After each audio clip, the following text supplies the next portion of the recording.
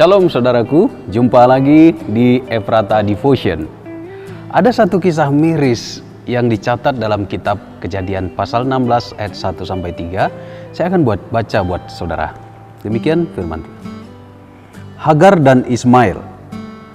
Adapun Sarai, istri Abram itu tidak beranak. Ia mempunyai seorang hamba perempuan, orang Mesir, Hagar namanya.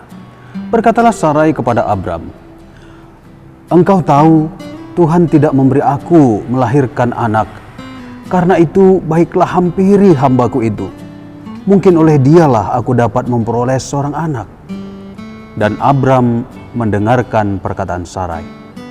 Jadi Sarai, istri Abram itu mengambil Hagar hambanya, orang Mesir itu, yakni ketika Abram telah 10 tahun tinggal di tanah Kanaan, lalu memberikannya kepada Abram suaminya untuk menjadi istrinya. Saudara sekalian, menurut penelitian, ternyata setiap orang dapat memberi pengaruh paling tidak kepada 100 orang dalam hidupnya. Nah, itu artinya setiap kita dapat diberi pengaruh, tetapi juga dapat memengaruhi orang lain. Terlepas apakah pengaruh itu positif ataukah negatif. Nah, saudara sekalian, hidup saling memengaruhi sangat dimungkinkan terjadi khususnya dalam keluarga. Itulah sebabnya begitu mudahnya Sarai memengaruhi Abram, bapak orang percaya.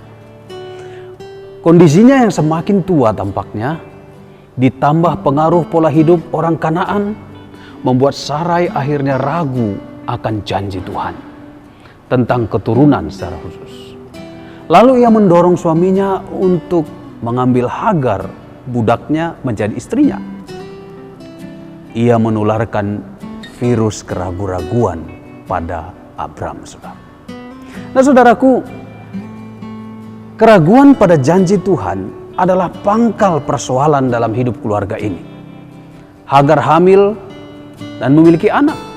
Lalu Sarai merasa direndahkan sebab ia belum memiliki anak. Lalu Sarai melempar kesalahan kepada suaminya, Abram. Konflik keluarga memanas dan terus berlangsung. Lalu hilanglah kebahagiaan dalam keluarga itu.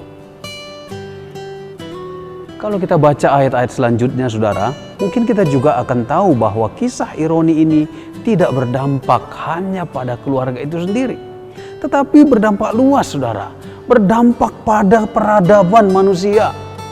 Pada ayat 12 kalau kita baca selanjutnya nanti, dinubuatkan di sana bahwa keturunan yang lahir dari budak itu lakunya seperti keledai. Tangannya akan melawan tiap-tiap orang dan ia akan menentang semua saudara-saudaranya. Saudara tentu tahu keturunan yang dimaksud. Keturunan budak itu siapa? Ini merujuk pada rumpun bangsa mana? Saudara dan saya pasti tahu. Yang jelas, kelakuan seperti keledai liar dapat dipahami dan dapat kita buktikan dengan realitas banyaknya konflik bangsa-bangsa dan kehidupan beragama saat ini. Dan itu semua dimulai dari keraguan-raguan terhadap janji Tuhan. Saudaraku sekalian, setiap anggota dalam satu keluarga orang percaya harus saling memberi pengaruh yang positif. Untuk itu doronglah setiap anggota keluarga untuk mengambil keputusan-keputusan yang sesuai dengan janji firman Tuhan, bukan melanggar firman Tuhan. Sebagai seorang murid Yesus, apakah yang dapat kita terapkan untuk hari ini? Apa yang dapat terus kita kerjakan? Tularkanlah keyakinan iman, bukan keraguan-raguan. Tularkanlah iman, kepastian, bukan virus keraguan-raguan. Mari kita berdoa. Bapa Sorgawi, tolonglah kami untuk memberi pengaruh yang baik, yang positif, pengaruh iman, khususnya kepada orang-orang yang dekat dengan kami. Jangan biarkan kami menularkan virus-virus dosa, hal-hal yang negatif. Tolong kami. Dalam nama Tuhan Yesus kami berdoa. Amin. Shalom, saudara.